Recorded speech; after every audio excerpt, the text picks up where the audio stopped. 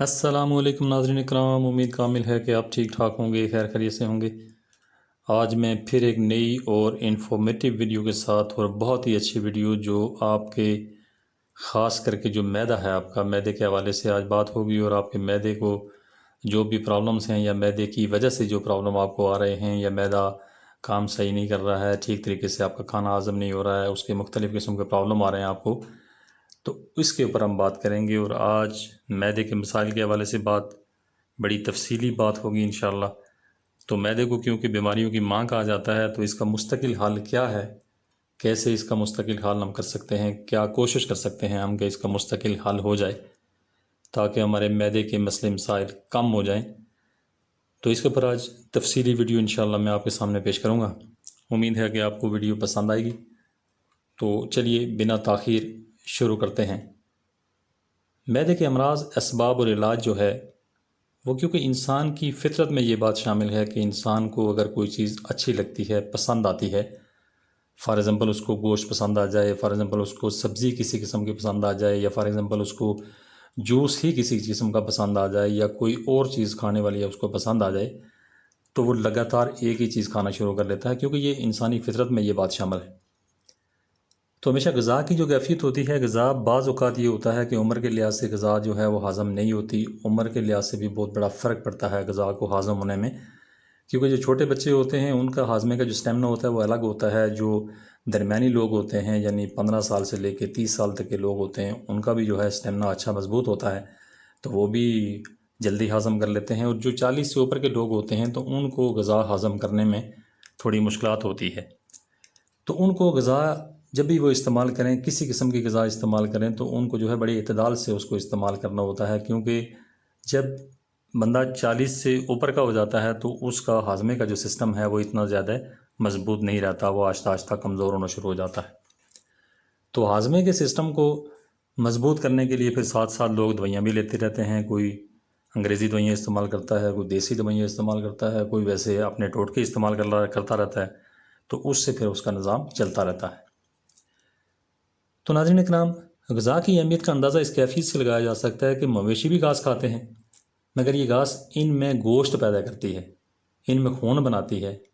گوشت گرم اور خشک ہے، مگر گھاس سرد و ترد ہے۔ تو سرد اور ترد یعنی انسان کا یہ بھی یہی حال ہے کہ کوئی بھی غذا ہو وہ چربی، گوشت یا خون ہی بنائے گی، لہٰذا اگر غذا میں نشاستہ اسٹارچ زیادہ ہے تو چربی کا موجب بنے گی، لیمیات پروٹین زیادہ ہیں تو گوشت بنائے گی، اگر سیال مایہ کی مقدار جیسے کدو زیادہ ہے تو خون بنائے گی، اگر غذائیہ جس میں سیال زیادہ ہے جس میں پھل بھی شامل ہیں تو بلغم کچا خون بنا دیتی ہے۔ اکثریتی دیکھنے میں آتا ہے کہ بغیر سوچے سمجھے بہت سی غذا کا مرکب استعمال لوگ کرتے رہتے ہیں، اور آنتوں کے بخار میں بھی مبتلا ہو جاتے ہیں اور شوگر کے شکار بھی ہو جاتے ہیں۔ آنتوں میں سردی گرمی کی بے اعتدالی بخار کا موجب ٹھہراتی ہے، جبکہ غذا میں چکنائی کا زیادہ استعمال شوگر کا سبب بن جاتا ہے۔ تو ناظرین کرام، غذا میں ہاضمے کے وقت ترشی حد سے زیادہ بڑھ جائے تو خون میں تیزابیت کے بڑھنے کی وجہ سے خارش شروع ہو جاتی ہے، مگر ابتدائی مرض یہ وجہ بتانے سے قاصر ہوتا ہے، کبھی اس بات سامنے آتی ہے اور کبھی نہیں آتی ہے۔ غذا، کیونکہ اس کے نزدیک غذا طاقت بڑھانے کا ذریعہ ہے، ان تمام اسباب کو مد نظر رکھتے ہوئے علم طب معدے کی ہر بیماری کو الامراض کہا جاتا ہے، اور غذا استعمال پرہیز پر زور دیا جاتا ہے۔ ہر قسم کی غذا اور استعمالات پر اس کے اوپر زور دیا جاتا ہے کہ آپ غذا کو استعمال کریں اور پرہیز لازمی کریں، پرہیز کے ساتھ استعمال کریں۔ تو ناظرین اکرام، پیٹ کے جو مسئلے مسائل ہیں ان کے اوپر بات کر لیتے ہیں کہ پیٹ کے امراض کے اسباب جو ہیں، ہمارے جو پیٹ کے امراض ہوتے ہیں ان کے اسباب کیا کیا ہیں اور کس طرح سے جو ہے ہمیں مسائل سامنے آتے ہیں، وہ اس کے اوپر ذرا بات کر لیتے ہیں۔ پہلی بات تو یہ ہے کہ بھوک کی زیادتی کی وجہ سے جو غذا مرغوب ہوتی ہے اس کا ضرورت سے زیادہ ہم استعمال کرتے ہیں، یہ بھی یہ غلطی ہے۔ غذا میں چکنائی یا غذا جس میں نشاستہ دار اجزاء زیادہ ہوں، جیسے آلو کا بے دریغ استعمال، یہ بھی ہم اس طرح سے کر لیتے ہیں کہ آلو ہم بے تاشا کھا لیتے ہیں بعض اوقات، حالانکہ اس کی اتنی ضرورت نہیں ہوتی۔ بعضی چیزوں کی آپ اگر تھوڑی کمی رکھیں گے تو زیادہ بہتر ہے، اگر بعضی چیزیں آپ زیادہ کھائیں گے تو اس سے اور زیادہ مسئلے پیدا ہوتے ہیں۔ اب اہم ایشو یہ ہوتا ہے کہ ہم کھانا چباتے بہت کم ہیں، بہت کم چبایا اور نگل لیا، یہ بھی ایک اہم ایشو ہے جو خوراک کو ہضم نہیں ہونے دیتا۔ غذا کھانے کے بعد جلدی سے پانی پینا یا غذا کھاتے کھاتے پانی پینا یہ بھی نقصان دہ ہے۔ غذا کھانے کے فوراً بعد ہم جو پانی پی لیتے ہیں یہ تو بہت نقصان دہ ہے۔ حکمہ یہ کہتے ہیں کہ آپ 1 گھنٹہ پہلے آپ پانی پئیں کھانا کھانے سے، اور 1 گھنٹہ آپ بعد میں پانی پئیں تو زیادہ بہتر ہے۔ کھانے کے درمیان میں اگر آپ کو پیاس لگتی ہے یا آپ کو کھانا نگلنے میں کوئی پرابلم آ رہی ہے تو پھر تھوڑا بہت پانی آپ لے سکتے ہیں، زیادہ پانی آپ مت پئیں۔ بغیر اصلاح کے غذا کا استعمال بھی ہم کر لیتے ہیں، ہم نہ پوچھا نہ دیکھا نہ بالا، جو بھی ہمارے لیے فٹ نہیں ہے تو بھی ہم کھا جاتے ہیں۔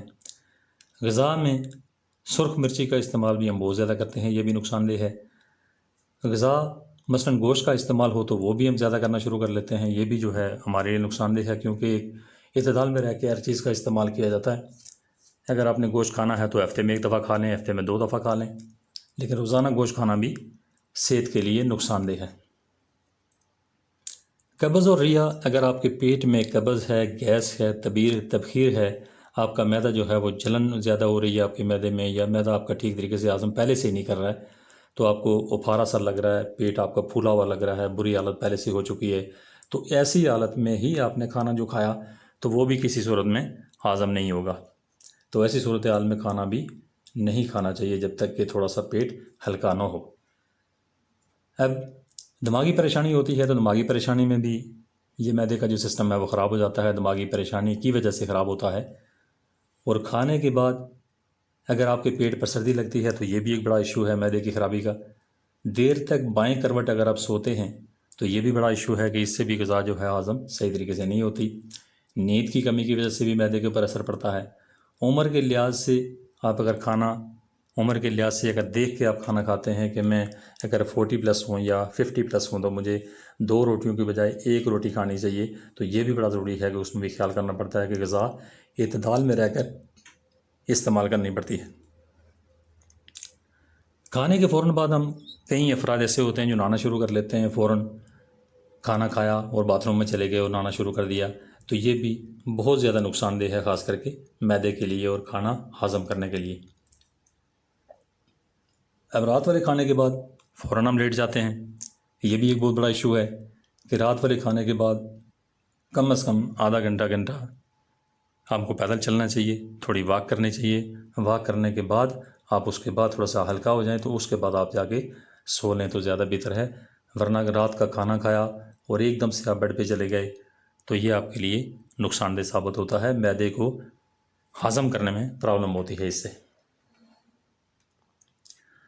ناظرین کرام، بھوک کی کیفیت میں معدے کی رطوبت کا افراز نسبت کم ہوتا ہے۔ ایسی کیفیت میں اکثر لوگ غذا کا بہت زیادہ استعمال کر لیتے ہیں اور جلدی کم چباتے ہوئے نگل لیتے ہیں، جس کے نتیجے میں بد ہضمی، سینے میں جلن وغیرہ پیدا ہوتی ہے، اور ان کا استعمال بہت بھوک میں بھی کیا جائے تو تیزابیت بڑھ جاتی ہے۔ بعض لوگ اپنے آپ کو مضبوط کرنے کے لیے کوشش میں ہوتے ہیں کہ بغیر سوچے سمجھے ضرورت سے زیادہ چکنائی، تلی ہوئی اشیاء، پکوڑے، سموسے، یہ وہ سب استعمال کرتے رہتے ہیں، تو یہ بھی انتہائی نقصان دہ بات ہے۔ یہ بھی پکوڑے سموسے بھی انسان کو استعمال اگر کرنے ہیں تو بہت کم کرنے چاہیے، زیادہ استعمال سے نقصان ہوتا ہے۔ ذیابطیس اور موٹاپا پھر دل یا پھیپھڑے کے اغراض کا شکار ہو جاتے ہیں، تو اس طرح بہت لوگ کھانے کے بعد ہاضمے کے منطق کے ساتھ غذا کے فوراً بعد پانی پینے کے عادی ہوتے ہیں۔ اس سے معدے کی رطوبت پتلی اور کمزور ہو جاتی ہے، نتیجتاً غذا ہضم نہیں ہوتی۔ قدیم حکماء اس عادت کو مضر جانتے ہوئے کہتے ہیں کہ غذا کے بعد اگر آپ پانی پیتے ہیں تو پانی پینے سے بہتر ہے کہ آپ زہر پی لیں، کیونکہ پانی آپ کو غذا کے فوراً بعد قطعی طور پہ نہیں پینا چاہیے۔ تو ناظرین کرام، سرخ مرچ جو ہے یہ قطعی طور پہ نہیں استعمال کرنی چاہیے۔ سرخ مرچ جو ہے یہ بھی بہت نقصان دہ ہے، خاص کر کے معدے کے لیے، اور کھانے کے بعد جو ہے آپ کو تھوڑا سا چہل قدمی کرنی چاہیے۔ ڈپریشن اگر آپ کو ہے تو ڈپریشن کا علاج بہت ضروری ہے، آپ کو ایزی فیل رہنا چاہیے، ورنہ یہ بھی کھانے کے ساتھ اور آپ نے ہاضمے کے نظام کو جو ہے یہ خراب کر لیتا ہے۔ تو احتیاط جو ہے، جب بھی آپ کسی ہوٹل میں یا کسی جگہ پہ کھانا کھائیں تو مسالہ جات کا پہلے پوچھیں کہ کون کون سے مسالے اس میں آپ نے ڈالے ہوئے ہیں۔ تو مسالہ جات اگر کوئی ہیوی مسالہ اس میں ڈالا ہوا تو آپ مت کھائیں۔ اس کے بعد چٹپٹی غذاؤں سے آپ کو پرہیز کرنا چاہیے۔ کھانے کے بعد معمولی ورزش کرنی چاہیے۔ سرخ مرچ کا بے تحاشا استعمال قطعی طور پہ نہیں کرنا چاہیے۔ قبض قطعی طور پہ آپ نے نہیں ہونے دینی ہے۔ اگر قبض آپ کو ہو جاتی ہے، اگر کوئی کسی قسم کا کوئی تو ناظرین اکرام اگر آپ کو قبض ہو جاتی ہے تو قبض سے وقتی طور پہ چھٹکارا حاصل کرنے کے لیے آپ شہد کا استعمال اور سنا مکی کا استعمال کر سکتے ہیں۔ سنا مکی کا استعمال آپ زیادہ نہ کریں تو زیادہ بہتر ہے، آدھا ٹی سپون کافی ہے۔ تو شہد کا آپ 1 چمچہ لے سکتے ہیں، تو اس کے ساتھ آپ اس کو استعمال کریں، شہد کے ساتھ سنا مکی کو استعمال کریں تو قبض کا مسئلہ آپ کا وقتی طور پہ حل ہو جائے گا۔ تو قبض کے اوپر میں مزید ایک تفصیلی ویڈیو بناؤں گا جو قبض کے حوالے سے، خاص کر کے جو قبض لوگوں کو ہو جاتی ہے تو اس میں بڑا مسئلہ ہو جاتا ہے، بڑے مسائل ہیں اس کے بعد کہ اگر قبض سے بندہ فارغ نہ ہو، پیشاب کھل کر نہ آئے تو بہت سارے پرابلم جو ہیں وہ پھر جنم لیتے ہیں، اور اس کے علاوہ معدے کی بیماریاں بھی جو ہے وہ زیادہ بڑھنا شروع ہو جاتی ہیں، غذا جو ہے وہ ہضم نہیں ہوتی اور پیٹ میں پڑی پڑی سڑ رہی ہوتی ہے، گل رہی ہوتی ہے، تو وہ ایک بہت بڑا مسئلہ سامنے آتا ہے۔ تو قبض کا جو مسئلہ ہے اس کے لیے انشاءاللہ میں بہترین قسم کی آپ کے لیے ویڈیو جو ہے وہ میں بناؤں گا، جس میں یہ ہے کہ آپ کو صرف قبض سے ریلیٹڈ ساری باتیں میں آپ کو بتاؤں گا، تو اس سے قبض انشاءاللہ آپ کو نہیں رہے گی اور قبض کا مسئلہ آپ کا حل ہو جائے گا۔ تو اگر ناقص قسم کی غذا آپ کھا لیتے ہیں تو ناقص قسم کی غذا کھانے کے بعد آپ کو سمجھ آ جائے کہ مجھے آج کوئی پرابلم ہو رہی ہے، پیٹ میرا درد کر رہا ہے، اپھارا ہو رہا ہے، پیٹ بھاری ہو رہا ہے، تو وقتی طور پہ آپ یہ بھی استعمال کر سکتے ہیں، اجوین دیسی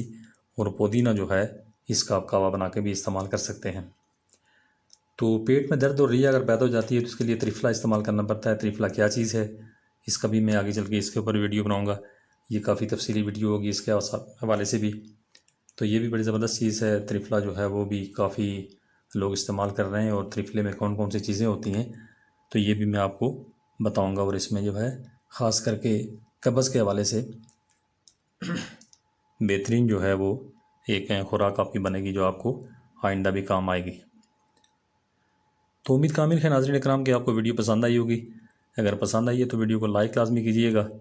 میرے چینل کو سبسکرائب لازمی کیجیے گا، اور ویڈیو کو دوسرے دوستوں کے ساتھ بھی شیئر کیجیے گا تاکہ کسی اور کا بھی فائدہ ہو سکے۔ ملتے ہیں کسی دوسری ویڈیو میں،